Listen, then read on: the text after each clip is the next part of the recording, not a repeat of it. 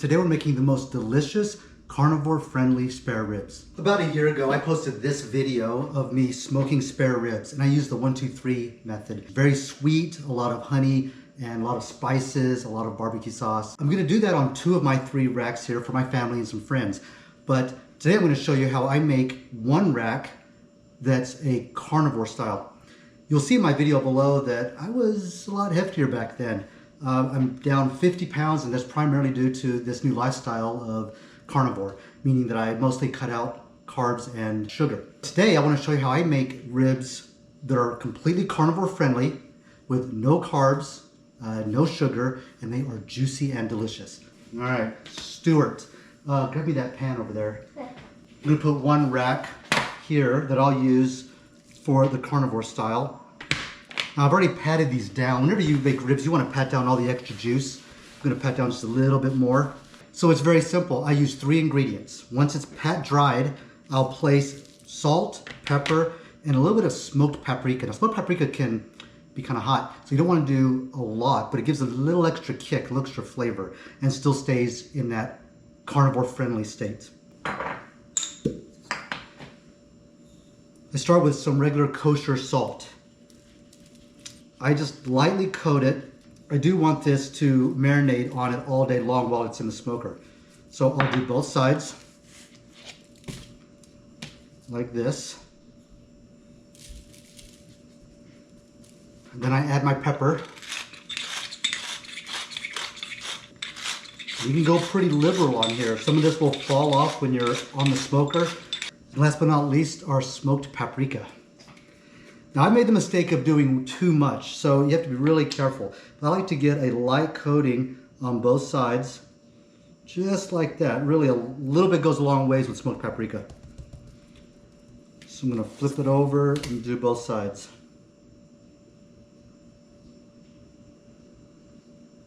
And it's that simple. So one of the questions I get all the time when it comes to the carnivore diet is, how do I eat this way with my family? They obviously don't eat an all-meat diet like I do, but we found a way that it works really well. For example, when I do something like smoked ribs, I make one version that's for my family that is very sweet and tasty, and then I have one version that I make for myself that is prepared very similarly, except minus all of the sugar. We're having a rare rain day here in Northern California. It hasn't rained in 6 months.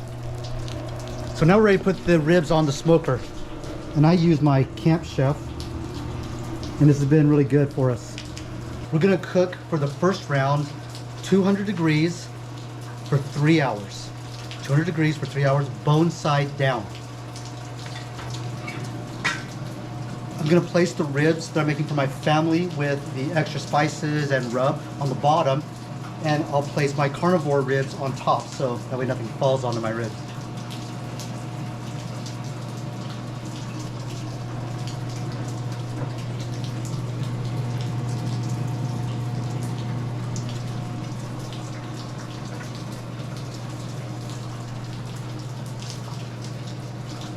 That beauty.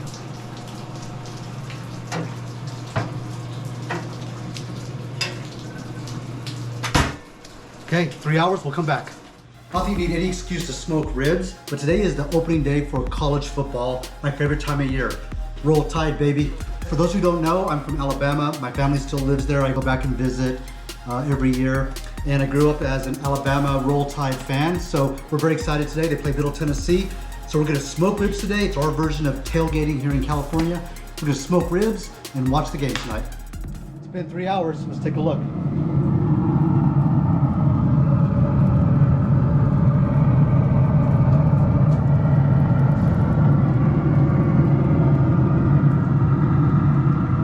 Round 1 is complete. We smoked the meat for 3 hours at 200 degrees. Now it's time for step 2. We're gonna put the ribs inside of tin foil. We're gonna baste the ribs, and we're gonna let that cook for another 2 hours. I like to do 2 layers of tin foil. I wanna make sure I keep all the juices trapped in so that it can boil, simmer, and cook right inside the meat.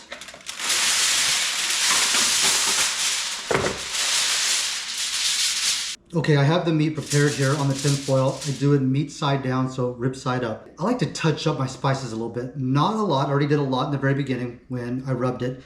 I'm gonna do a little bit more salt, a little bit more pepper, a little bit more smoked paprika. But again, we can keep this pretty light. Just a light sprinkling here, some more salt, a little bit of pepper, and of course my favorite, smoked paprika. But again, very, very light. You can go too strong on this and ribs will be hard to eat. I'm gonna leave it like that. Okay, for the next step, I'm gonna add butter. I have a little bit of butter melted on the stove so that I can spread it a little more easy. I like to go pretty liberal with the butter. It's a good baste. I'm gonna let it cook in these juices for the next 2 hours. So I'm gonna use my brush and just really work it in. And it's okay if it comes off, it'll soak up underneath the ribs.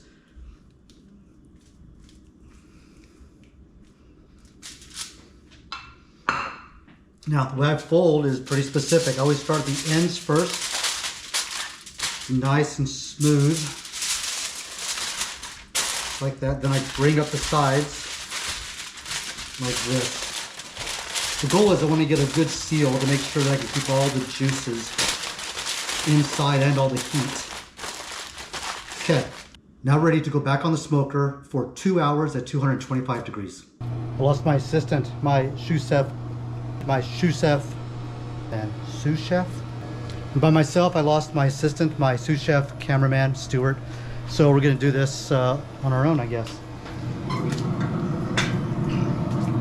This first rack here is mine, the Carnivore rack.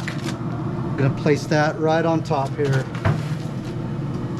These two are prepared with our special secret mix. It's not too secret. A lot of brown sugar, a lot of honey, a lot more spices. It's delicious. It's true, not very carnivore, but it's delicious. My family will love it. Okay, so this is how I stack it in. We're gonna let that cook for, again, 2 hours at 225.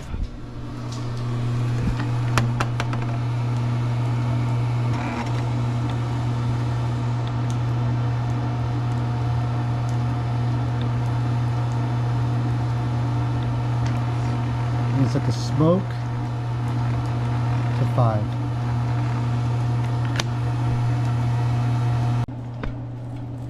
Oh. What's up, buddy? What's up, buddy? Let's open the foil and see how it looks. I can feel the heat and the aroma coming out. It smells so good. We're gonna separate the juices out so that we can separate the fat. And then we'll use the juices to baste back onto the ribs while it's finishing its last step of cooking.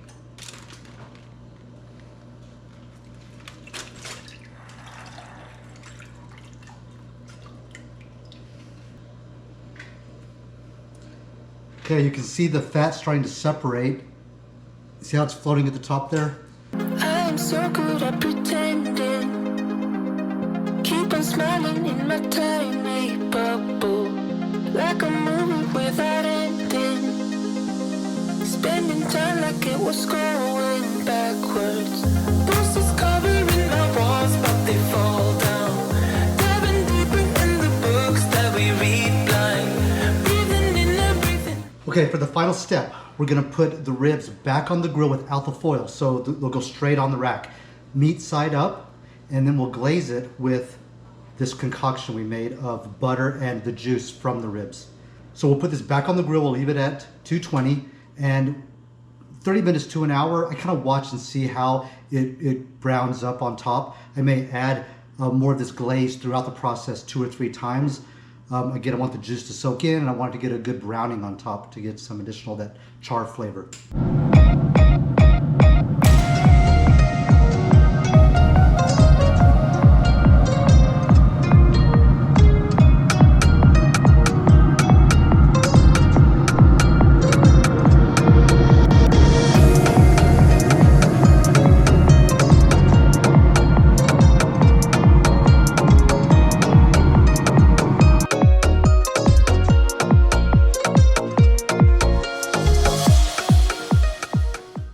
We're done. I just pulled them off the smoker. We had a total cook time of about 6 hours, And we have two different styles here. We have the regular 1, 2, 3 rib. What's it called? Really sweet rib. Oh yeah. Yeah, this is the sweet version, right? It has lots of brown sugar, honey, barbecue sauce, lots of different spices. Very tasty, very sweet. These are delicious. I do love them. I have a carnivore version here, and this is mostly salt, pepper, a little bit of smoked paprika, and butter. And I'm gonna put it to the test. We're gonna have my family try one of each and see which one they like the best. Probably be this one. I wanna see how much they like this. Okay, I'm gonna have Kim come over. She's gonna be our very first taste tester. I've been summoned. That's right. All right. I think the caramelization on it looks a lot better. For sure. Obviously, it's super flavorful. It has a ton of fat in it. Oh, good. So it hasn't dried out. It's still flavorful. Lots of fat in it still. Oh. It's good. How's the overall flavor? I mean, it's good. Does it taste too buttery? No, actually, Okay. I think it's really good. Right. And so when I talked about this earlier, I added a lot of butter as a glaze and as a base early on, but you won't taste a whole lot of butter. It really just adds to the flavor, accentuates the flavor that's already there in the ribs. Okay. Oh, sorry. Now the other one. Okay. Now the other one that has all kinds of goodness. Seed oils and sugar. Lots of good spices, lots of sugar, but that's not always bad. Yes, that's always bad. The purists are going to be freaking out. Yeah. I mean, obviously when you add other flavors into it, it just makes the experience so much Okay, so better. here's the other question is, just rating these ribs compared to other ribs that you normally have. Are these the best you've ever had in your life? Are they decent? How are they? No, I really like this version of these ribs. He's been through a lot of versions of these and they used to be way too sweet and too intense. Yeah, I like this one a lot better because it's not too overwhelming. You still get yummy flavors, you get that sweet impact, but it's not too much. And then the other one is great. Like, So if you were wanting to cut out all kinds of sugar, carbs, and this was the alternative, this is doable. oh, absolutely. It's really good. Perfect. So if you were only eating that, yeah, it'd be really good. But now for the real test, we're gonna have the boys try it and we'll see what their take is. Which one are you trying? The carnivore, only one. Okay, and tell me what you think about it. It's really, really good, and it just falls apart in your mouth. It does? It's really moist? Yeah, and it just falls apart in And your you mouth. like the taste, so if you just had those, that seems like it'd be really good? Yeah, now let's try the not so carnivore one. Okay.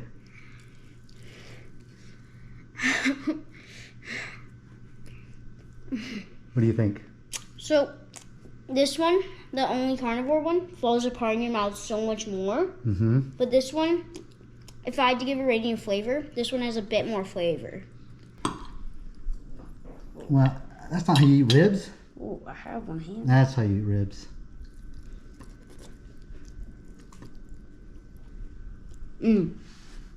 Good? Yeah, like Stuart said, it falls apart in your mouth. There's a lot of flavor. Okay. And this one's the glazed one.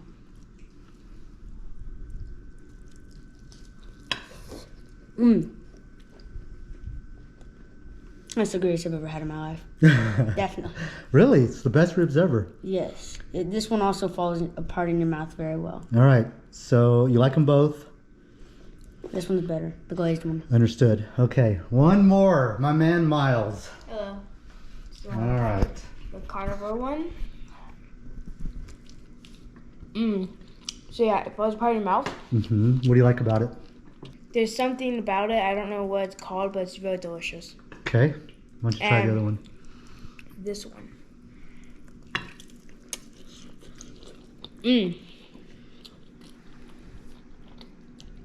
So yeah, there's a lot more flavor in this one, and it, like, I can taste like barbecue sauce and stuff, so it has a lot more seasoning, and it's like a lot more delicious. I feel like I like this one more.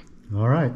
My carnivore ribs evidently were good, but not as good as the other ribs, which I'm told are the best they've ever had in their lives, so I'll take that. There's nothing wrong with these, but I'm living more of a carnivore lifestyle, and for me, I try to find ways of making and preparing the meat so that I love it. And it seems like we're getting better and better at it. Now I'm gonna try it myself.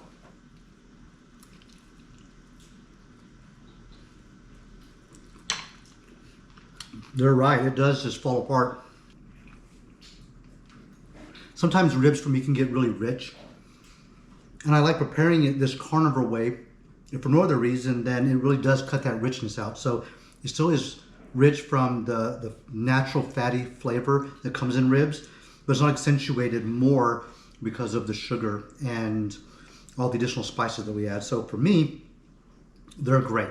Anyway, that's it for now. Go try these, super simple. Stay tuned, we'll have some more carnivore type meals come up that I cook on a regular basis. And like I said earlier today, college football starts today, so roll tide, baby. The game starts in about an hour. Everyone, have a great week.